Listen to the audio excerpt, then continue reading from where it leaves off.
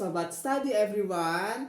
Di sini saya Raditya Andika Pratama dari Sekolah SMA Negeri 2 Sidoarjo akan menjelaskan materi tentang asam basa pada kelas 11. Pada materi kali ini kita akan membagi menjadi 3 bagian. Untuk video kali ini kita akan mempelajari pada bagian pertama. Oleh karena itu, mari kita lihat bersama-sama materi yang akan dibahas. Di sini pada materi bagian pertama kita akan menjelaskan tentang apa itu sih teori asam basa.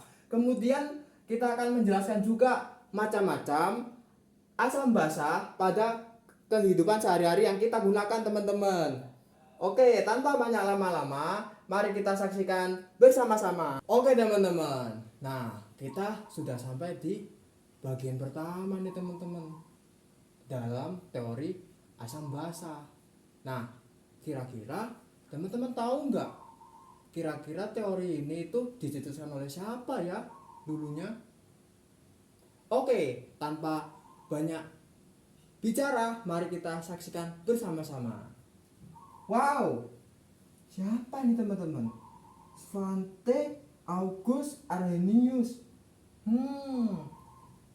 Terus di sini, ternyata teman-teman, teori Arrhenius menjadi teori pertama dalam mengenal apa itu asam basa, teman-teman, yang dikemukakan oleh Svante August Arrhenius, teman-teman.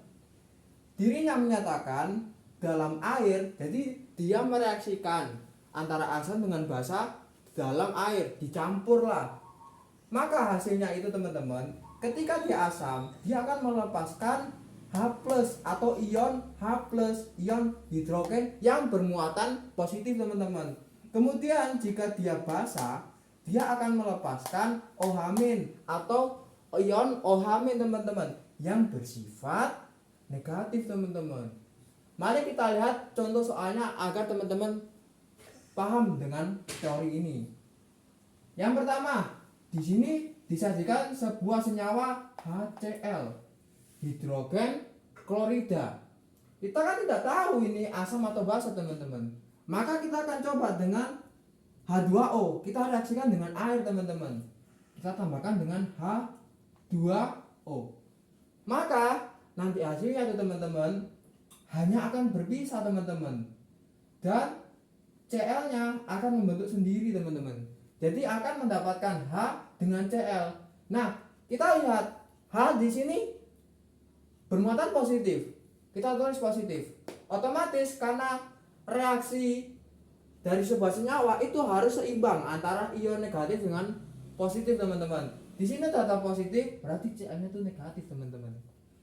Lanjut KOH, kita samakan H2O, maka akan menghasilkan K-nya akan turun. Kemudian sisa OH. Nah, OH-nya di sini min. Kita tulis min, K-nya berarti plus, teman-teman. Nah, kita bisa lihat di sini bahwa HCl atau senyawa hidrogen klorida ternyata itu asam, teman-teman. Karena ini buktinya ada hidrogennya, teman-teman. Kemudian untuk KOH-nya sendiri itu basa, teman-teman. Karena kenapa? Karena setelah direaksikan dengan air akan menghasilkan OH-, teman-teman. Wow, menarik nih teori yang pertama. Bagaimana yang teori kedua ya? Oke, tanpa banyak bicara terlalu panjang lebar, mari kita saksikan bersama-sama. Oke, teman-teman, di sini kita sudah memasuki teori kedua yang disebut teori Bronsted-Lowrer. Dicetus oleh Johannes Nicholas Bronsted dan Thomas Martin Lowry, teman-teman. Mereka mengatakan seperti ini, teman-teman. Ketika senyawa tersebut asam, ternyata dia mendonorkan H+-nya ke basa. Makanya basa disebut akseptor H+, atau basa itu yang menerima dari ion H+-nya itu, teman-teman. Jadi mari kita ke contohnya, teman-teman. Di sini terdapat CH3COOH ditambah dengan NH4OH. Di sini karena CH3COOH itu adalah asam, makanya CH3COOH ini H+-nya akan didonorkan ke NH4OH yang akan menjadi CH3COO-. H plusnya ini akan berpindah ke NH4OH yang akan menghasilkan NH4OH 2 kali plus teman-teman. Karena CH3COOH dia mendonorkan, otomatis dia kekurangan H plusnya teman-teman. Makanya di sini ditulisnya min. Kemudian karena NH4OH 2 ketambahan H plus atau ion hidrogen, maka di sini ditulis plus. Oleh karena itu CH3COOH ini disebut sebagai asam karena muatannya positif. NH4OH ini karena di sini ada OH disebut basa teman-teman. Kemudian ini CH3COO- yang hanya keluar disebut sebagai basa.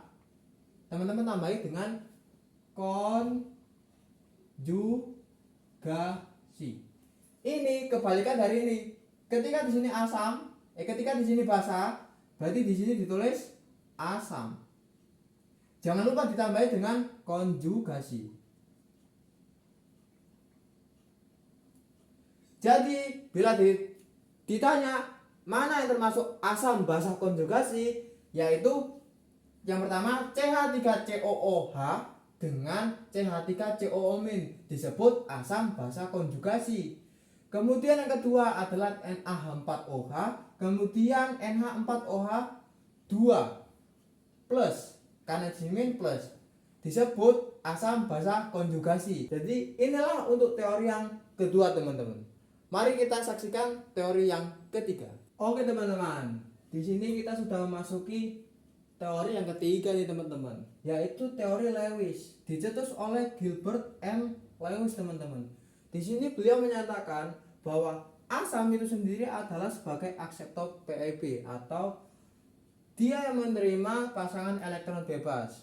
Kemudian untuk basanya dia donor pasangan elektron bebas. Jadi kebalikan dari yang punyanya Brownstedt-Lowry teman-teman.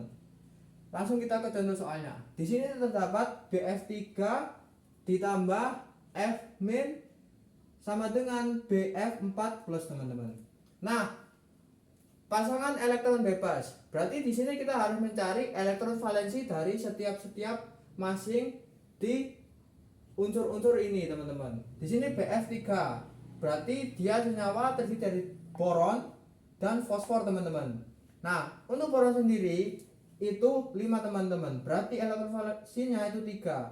Untuk F itu 9. Elektron valensinya 7. Nah, di sini kita bisa lihat F-nya kita masukin karena F-nya 3. Berarti F-nya ditulis set gini, terus B-nya itu di tengah. Karena B-nya cuma 1. B-nya memiliki 3. Karena dia 3, dia membutuhkan banyak elektron teman-teman, agar di sini minimal itu harus menjadi 8 karena urut ya.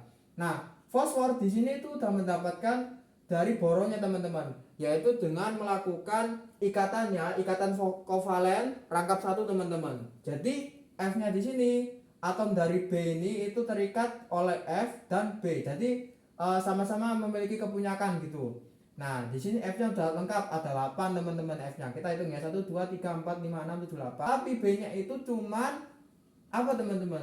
Iya, cuman 6, kurang B-nya, kurang 2. Terus di sini ada F. Nah, F itu sendiri karena F itu min di sini, awalnya itu adalah 7. Berarti kalau min itu dia kan membutuhkan teman-teman ya. Dia membutuhkan 1 lagi teman-teman, bukan mengeluarkan, dia membutuhkan 1 lagi karena dia kekurangan. Nah, kekurangan dia mengambilnya awalnya dari 7 jadi 8. Oke, ini F-nya udah sempurna. Tetapi kan kita mau reaksikan ya teman-teman. Kita reaksikan dari BF4 plus teman-teman. Nah, karena B-nya kekurangan 2 akan menjadi ikatan koordinasi dengan F- yang ini teman-teman. Jadi F-nya itu memberikan dua atomnya secara berjumlah-jumlah, tetapi dua atomnya juga memiliki kesamaan atau memiliki kepemilikan dari F itu sendiri, teman-teman. Jadi nanti seperti ini. Jadi F-nya ini tetap 8. Kemudian di sini untuk boronnya kita hitung sudah lengkap jadi 8, teman-teman. Nah, yang terakhir ada macam-macamnya, teman-teman. Nanti teman-teman bisa screenshot untuk asam ini dan basa ini, teman-teman.